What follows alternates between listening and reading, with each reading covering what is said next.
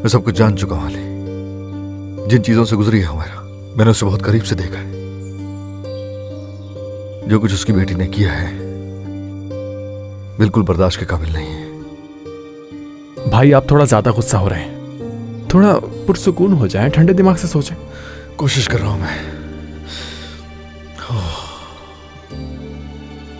भाई वो आदमी कौन था? क्या मतलब है? कौन? नवाल से पहले जो आया था, मुझे लगा मैं जानता हूं उसे। कैसे जानते हो तुम उसे? अरे क्या हो गया है भाई, मैं तो बस पूछ रहा हूँ आपसे। क्या हो गया है? क्यों कर रहे हो इतने सवाल? मेरे साथ काम करता था वो, बस हद होती है। वो कोई काम नहीं है तुम्हारे पास? जाओ पूल में जाओ, जिम जाओ, कुछ करो जाके यार, उठ जाओ ना। अच्छा ठीक है, अब आपसे कुछ नहीं पूछूंगा। लगता है मेरे बात करने से भी मसला है आपको। अकेला छोड़ दो कुछ देर के लिए।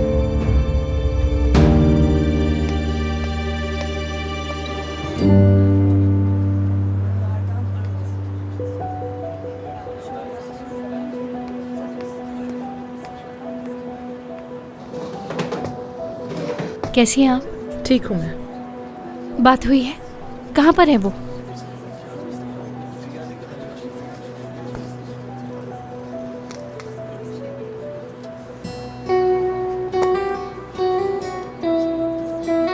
तुम इस डायरी को पढ़ने के हकदार तो नहीं, लेकिन बहुत सोचने के बाद मुझे ऐसा लगा तुम्हें जरूर पढ़ना चाहिए।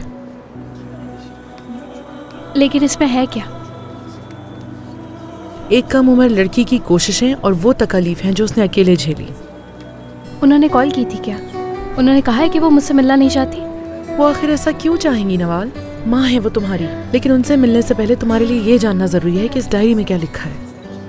अगर तुम उनसे मिलने वैसे ही जा रही हो जैसे उनके शो पर गई थी तो मत जाना, क्योंकि वो ये सब डिजर्व नहीं करती। बहरहाल उनका एड्रेस मैंने इस पे लिख दिया है। कोशिश करना कि उन्हें दोबारा हर्ट ना करो, क्योंकि मैं तुम दोनों को उदास नहीं देख सकती।